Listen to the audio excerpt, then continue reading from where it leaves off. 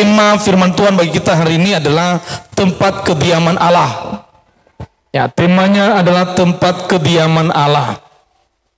Efesus pasal 2 ayatnya yang ke-19 sampai dengan 22. Saya sudah tampilkan di slide saudara, tinggal saudara membaca kalau saudara belum membawa Alkitab saudara.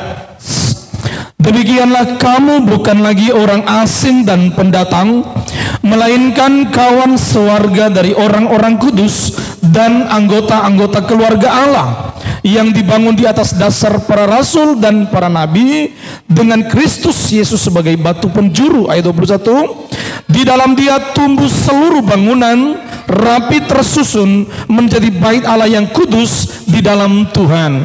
Di dalam Dia kamu juga turut dibangunkan menjadi tempat kediaman Allah di dalam Roh. Nah, saudara yang dikasihi oleh Tuhan, tempat kediaman Allah, kita akan mengerti hari ini, kita akan pahami hari ini apa itu ke tempat kediaman Allah dan apa yang terjadi ketika kita menjadi tempat kediaman Allah itu sendiri, saudara.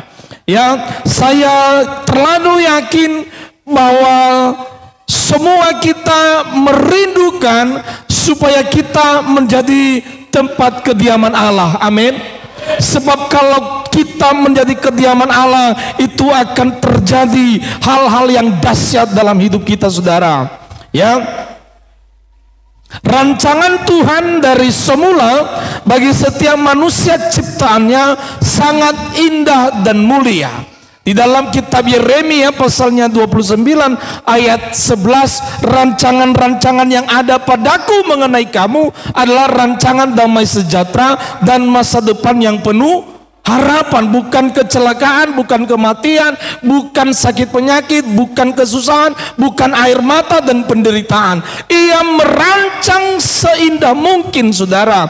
Ya, Tuhan tidak mau ada satu insan pun terhilang di hadapannya. Tuhan tidak mau kita terhilang di hadapannya. Dia mau, saudara, supaya kita semua memperoleh kehidupan yang baik selama berada dalam dunia ini. Amin. Selagi masih injak bumi ini, Tuhan mau kita memperoleh kehidupan yang baik, bahkan sampai memperoleh kehidupan yang kekal. Itu rancangan Tuhan bagi kita, saudara. Ya, Tuhan punya inisiatif yang luar biasa supaya saya dan saudara tidak terhilang, supaya saya dan saudara memiliki kehidupan yang baik, menikmati berkat, menikmati kesehatan yang prima, dan sampai pada kekekalan, saudara. Nah, coba perhatikan, saudara yang dikasihi Tuhan, sejatinya hanya bangsa Israel yang menjadi umat kesayangannya. Ya, kita melihat dari belakang, saudara, bahwa sesungguhnya hanya bangsa Israel yang menjadi umat pilihan Tuhan. Tetapi oleh kemurahan hatinya seluruh bangsa diselamatkan, termasuk kita hari ini merupakan orang-orang yang telah mendapat kasih karunia Tuhan Yesus. Katakan amin. Hari ini keselamatan itu sampai kepada kita, saudara. Jadi tidak lagi hanya kepada bangsa Israel sebagai umat pilihan Allah, tetapi kepada seluruh dunia kasih-Nya Dia akan berikan. Dan firman Tuhan berkata dalam Injil Yohanes pasal 3 ayat 16, karena begitu besar kasih Allah akan dunia ini, sehingga Ia mengaruniakan anaknya yang tunggal, supaya setiap orang yang percaya kepadanya tidak binasa, melainkan beroleh hidup yang kekal. Jadi saudara yang dikasihi Tuhan, rancangan Tuhan dari semula sesungguhnya sudah berjalan dan sedang tergenapi bagi orang-orang percaya pada hari ini. Katakan amin. Kita tidak lagi seperti orang buangan, tetapi Dia mengadopsi kita menjadi anak kesayangannya, saudara yang dikasihi oleh Tuhan. Perhatikan di sini. Demikianlah kamu bukan lagi orang asing dan pendatang, melainkan sewarga dari orang-orang kudus dan anggota-anggota keluarga Allah. Karena kita sudah mendapatkan kasih karunia Allah, maka kita sejajar dengan orang-orang kudus lainnya di seluruh muka bumi. Amin. Mau di mana saja orang yang percaya, kita sejajar dengan itu. Kita adalah saudara, kita adalah umat pilihan Tuhan. Bahkan lebih daripada itu, kita menjadi anggota keluarga Allah. Nah, saudara yang dikasihi Tuhan, menjadi sejajar dengan orang-orang kudus di seluruh bumi, menjadi anggota keluarga Allah, saya mengatakan itu sesuatu yang sangat istimewa. Amin. Sangat berharga Bapak Ibu yang dikasihi Tuhan. Coba perhatikan bagaimana pernyataan Yesus kepada wanita Samaria. Ketika wanita Samaria di dalam Injil Matius pasal 15. Pada saat itu saudara yang dikasihi Tuhan, anaknya kerasukan setan. Dan Yesus bilang, di ayat-ayat terakhir Yesus bilang apa?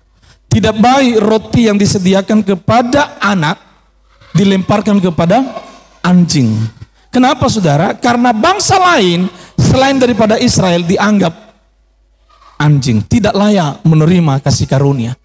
Tetapi hari ini saudara yang dikasihi oleh Tuhan, melalui pengorbanan Tuhan Yesus, rancangan yang indah dan mulia, akhirnya kita tidak dianggap seperti binatang saudara, tapi kita adalah anak. Bahkan kita adalah ahli waris yang berhak menerima setiap janji berkat Allah. Katakan amin.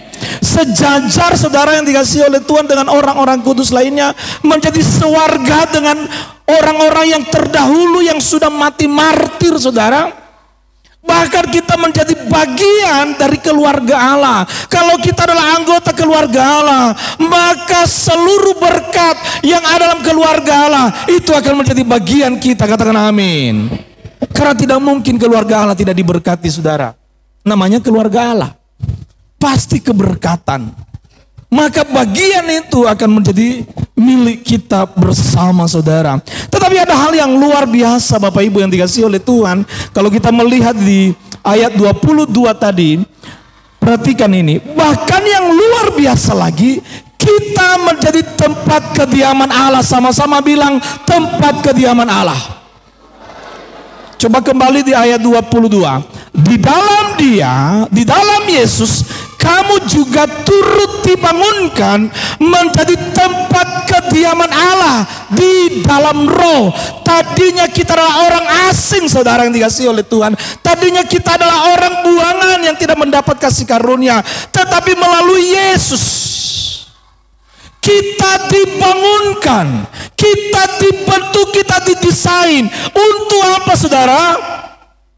Menjadi tempat kediaman Allah. Ini yang dahsyat dari rancangan Tuhan yang luar biasa dalam hidup kita. Dia menjadikan saya dan menjadikan saudara menjadi tempat kediaman baginya. Dibeli dengan darah yang mahal. Dan sudah lunas, tidak diutang saudara yang dikasihi Tuhan. Karena itu muliakanlah Allah dengan tubuhmu. Tuhan beli kita dengan harga yang lunas saudara yang dikasihi oleh Tuhan. Karena Dia mau menjadikan kita sebagai tempat kediaman baginya. Amin. Nah ini yang dahsyat saudara.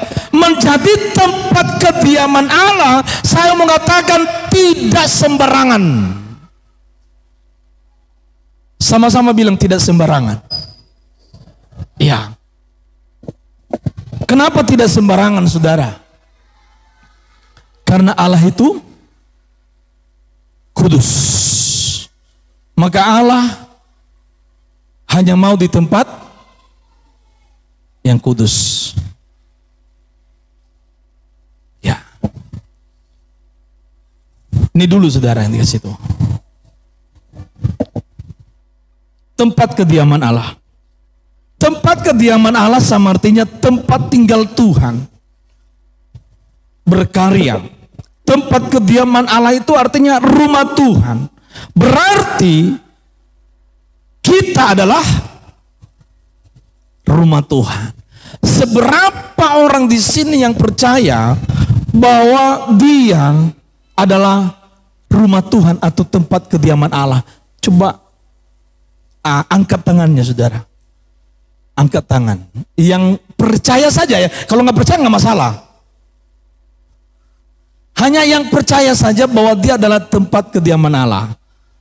Oke. Oh, ada yang nggak percaya. Nggak apa-apa. Kan nggak dipaksa kan begitu ya. Ya, ya saya nggak marah kok, nggak apa-apa. Saya mau katakan saudara yang dikasihi Tuhan. Sesungguhnya Tuhan punya rumah, punya tempat yang istimewa, punya kerajaan yang luar biasa, yaitu sorga. Tetapi saudara, dia mau tinggal di dalam kita. Dia tinggalkan sorga, dia tinggalkan kerajaannya, dia tinggalkan singgasananya, tempat yang sangat indah. Dan dia turun, dan dia mau masuk ke dalam engkau. Dia mau tinggal di dalam engkau. Saya mau katakan istimewa apa enggak saudara? Di dalam kitab Yesaya, karena engkau berharga dan mulia, sehingga ia memberikan manusia sebagai ganti nyawamu. Harusnya kita adalah orang yang binasa, tapi karena kita inilah orang yang mulia, ciptaan yang mulia dan berharga, dia menggantikan kita di atas kayu salib. Malah dia mau datang dan dia menyatu dengan kita. Dia jadikan hidup kita menjadi tempat kediaman baginya, saudara. Who am I? Siapakah aku ini? Tuhan, jadi biji matamu. Dengan apakah ku balas Tuhan, selain puji dan sembah Kau? Kita yang lahir saja yang sudah dilumuri dengan dosa, di dalam kitab Mazmur 51 ayat 7, engkau diperanakan dalam kesalahan dan engkau dikandung ibumu dalam dosa, itu sudah berlumuran dengan dosa saudara yang dikasihi oleh Tuhan. Tetapi Allah mau tinggal di dalam kita, itu sebabnya dia melakukan penebusan terlebih dahulu. Dia tidak pilih tempat yang lain, tetapi dia pilih hidup saudara supaya dia bisa berkarya di dalamnya. Amin. Nah saudara yang dikasihi Tuhan, kalau kita renungkan siapa sih kita sampai Tuhan mau masuk dalam kita, siapakah kita sampai Tuhan jadikan kita menjadi tempat kediaman baginya. Supaya kita sadari kita ini bukan orang sembarangan, amin. Kita adalah bait Allah saudara yang dikasihi Tuhan. Atau tidak tahukah kamu bahwa tubuhmu adalah bait Roh Kudus yang diam di dalam kamu, Roh Kudus yang kamu peroleh dari Allah, dan bahwa kamu bukan milik kamu sendiri, bukan milikmu sendiri, tetapi milik Allah itu sendiri, amin. Karena kita dijadikan menjadi tempat kediaman baginya.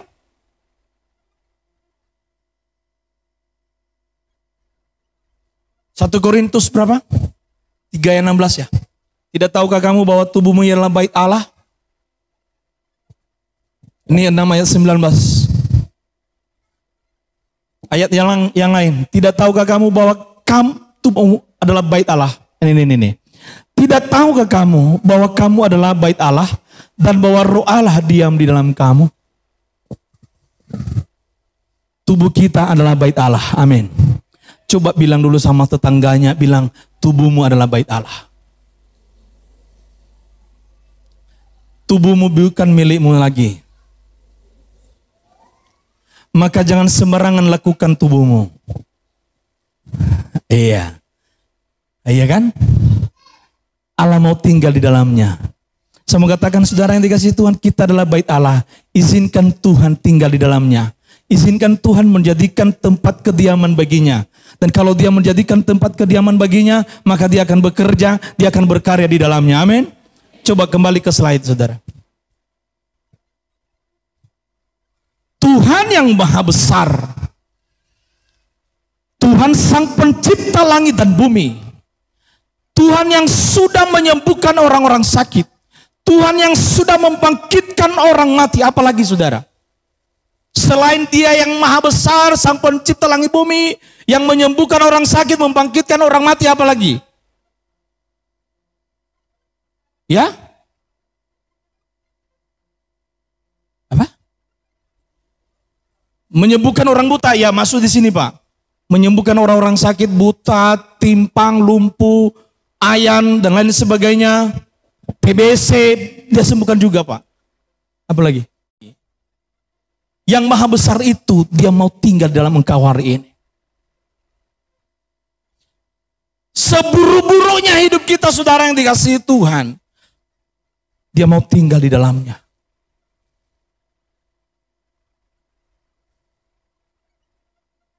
Ini kita kata, Tuhan aku gak layak. Aku penuh dengan dosa. Yesaya pasal 1 ayat 18. Walau dosamu merah seperti kain kirmiji, dia putihkan seperti salju. Walau dosamu merah seperti kain kesumba, dia putihkan seperti bulu domba. Kenapa saudara? Karena dia mau menjadikan engkau tempat kediaman baginya. Dia Jehovah Rafa, sang penyembuh. Dia mau tinggal di dalam tubuhmu yang sakit-sakitan. Dia yang disebut Jehovah Jireh, Allah yang mencukupkan, Allah yang menyediakan segalanya. Dia mau tinggal di keluargamu yang serba kekurangan itu. Itu sebabnya dia bangun kita, dia desain kita, dia bayar kita dengan darah yang mahal supaya dia masuk di dalamnya, saudara. Maka jangan lihat keadaanmu yang buruk. Jangan lihat keadaanmu yang pas-pasan serba kekurangan. Engkau lihat yang maha besar siap datang kepada engkau hari ini. Pertanyaannya, apakah engkau siap menyambutnya saudara yang dikasihi oleh Tuhan? Apakah engkau membuka hati untuk menerima dia? Sama seperti Zakheus seorang pendosa. Zakheus seorang pendosa, dia turun dari pohon. Dia buka pintu rumahnya. Yesus masuk di dalamnya. Makan bersama dengan seorang pendosa. Yesus bilang apa? Hari ini telah terjadi keselamatan bagi rumah ini. Latar belakang Zakheus yang penuh dengan dosa dihapus olehnya. Ketika dia membuka hati saudara yang dikasihi Tuhan. Sebab Tuhan tidak pandang hina setiap hati yang hancur yang datang kepadanya. Saya mau tanya saudara, kalau seorang, gak usah dulu bilang gubernur wali kota, orang yang berpangkat saja mau datang ke rumah saudara, bangga gak saudara? Senang gak saudara? Itu masih belum gubernur, bukan? Tapi bangganya kita luar biasa. Apalagi kalau gubernur datang atau wali kota datang ke rumah kita. Bangganya kita sama tetangga luar biasa, senangnya luar biasa kita. Karena seorang pembesar datang ke rumah kita. Ketika kami mendapatkan bantuan bansos dari Presiden Jokowi, saudara yang dikasihi Tuhan, itu hanya bantuannya, bukan dia yang datang. Masih bantuannya yang nyampe. Bangganya luar biasa.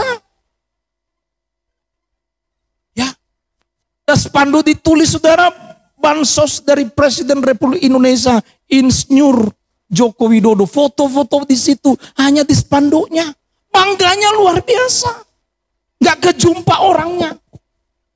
Ini raja di atas segala raja mau datang ke dalam rumahmu. Senang gak saudara? Ini yang dahsyat. Raja di atas segala raja. Perhatikan baik. Apa yang terjadi jika Tuhan Yesus yang maha besar itu ada dalam kita? Yang terjadi apa saudara? Kehidupan pasti menjadi baik. Amin. Ya iyalah. Kehidupan pasti menjadi baik saudara yang dikasihi Tuhan. Kalau dia ada di dalam. Ya. Nih. Kesembuhan pasti ada. Maka yang sakit-sakitan engkau mengimani begini. Tuhan ada di dalam aku.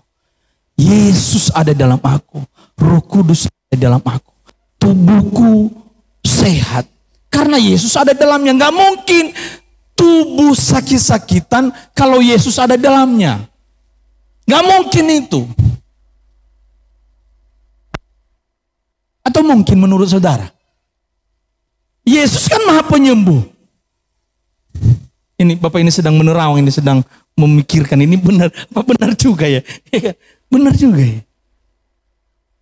Kan Yesus maha penyembuh. Masa ya kita sakit-sakitan? Iya kan? Dia kan tabib di atas segala tabib. Dia dokter di atas segala dokter.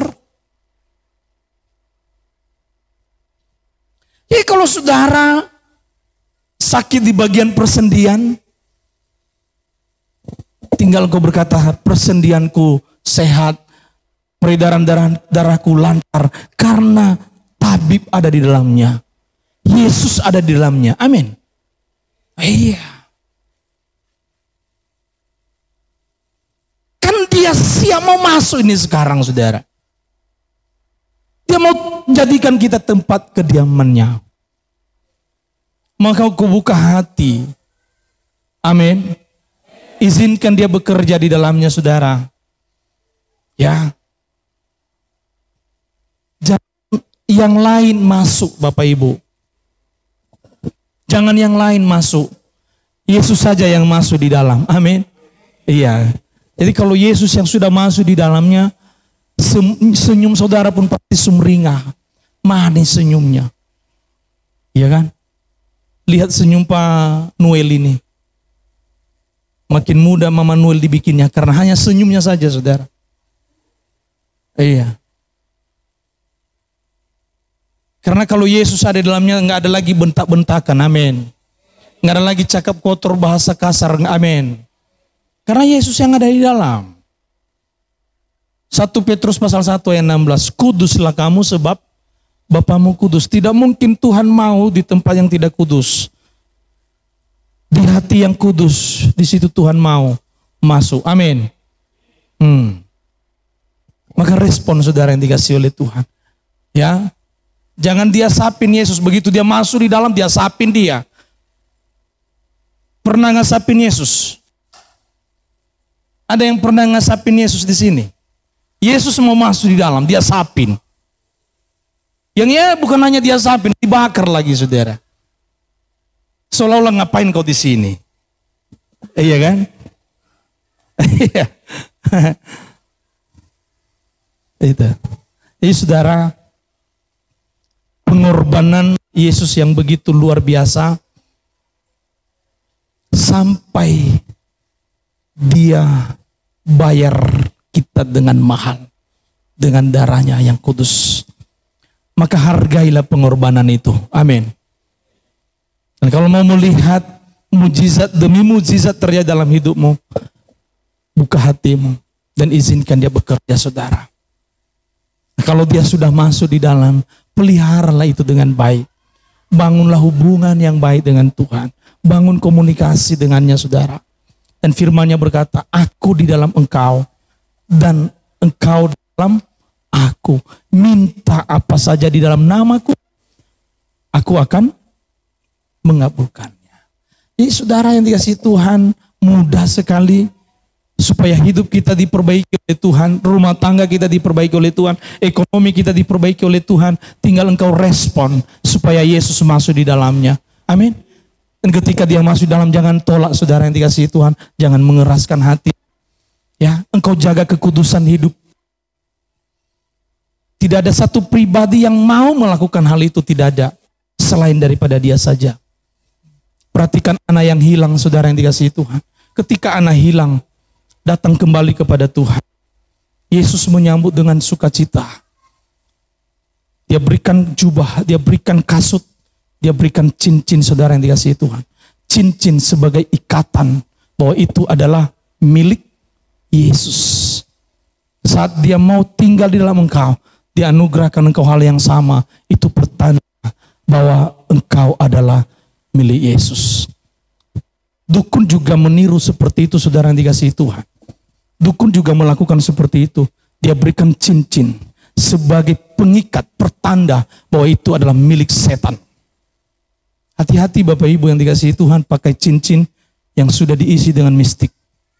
Itu tandanya bahwa engkau adalah milik setan. Bukan penangkal itu, jangan pikir itu penangkal, enggak. Itu tanda bahwa engkau adalah milik setan. Ya, kita dibaptis, ditenggelamkan di air, itu pertanda bahwa sepenuhnya roh, jiwa, tubuh kita menjadi milik Yesus.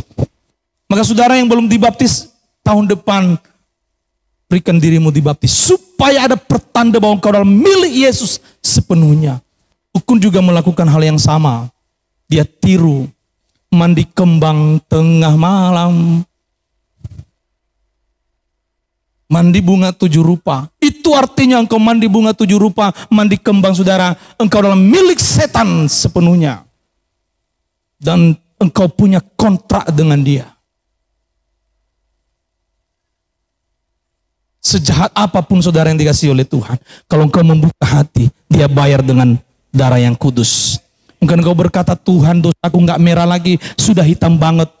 Tapi Tuhan bisa putihkan. Tapi responmu saudara yang dikasihi Tuhan, kalau dia sudah bekerja di dalamnya, engkau akan melihat tanda-tanda yang hebat, yang ajaib terjadi dalam hidupmu. Amin. Ya, maka saya pastikan anak Tuhan, tidak ada yang hidup dalam penderitaan. Tidak ada orang yang hidup di bawah garis kemiskinan. Tidak ada jemaat yang akan terlilit utang. Kalau Yesus menjadikan engkau tempat kediaman baginya. Karena dia adalah Jehovah Jireh, Allah yang mencukupkan segala sesuatu. Maka tidak mungkin hidup susah. Tidak mungkin hidup menderita. Hanya respon kita saat ini, saudara yang dikasihi Tuhan. Sejauh mana kita meresponi niat atau inisiatif dari Tuhan bahwa dia mau masuk dalam hidup kita. Sejauh itulah berkat kita akan terima, Bapak Ibu yang dikasihi Tuhan. Ya, saya pastikan jemaat Tuhan tidak ada yang sakit-sakitan. Amin. Ya, ketika engkau mengalami sakit, engkau berkata, Tuhan ada dalam aku. Saat engkau mengalami ekonomi yang sangat sulit, engkau berkata, dalam pekerjaanku, dalam usahaku, dalam keuanganku, Yesus ada di dalamnya. Ya, supaya Tuhan pulihkan semua saudara yang dikasihi Tuhan. Yang berbahagia ialah orang yang sudah dengar firman Allah dan melakukan dalam kehidupannya setiap hari. Kita naikkan pujian kepada Tuhan. Sambutlah Yesus.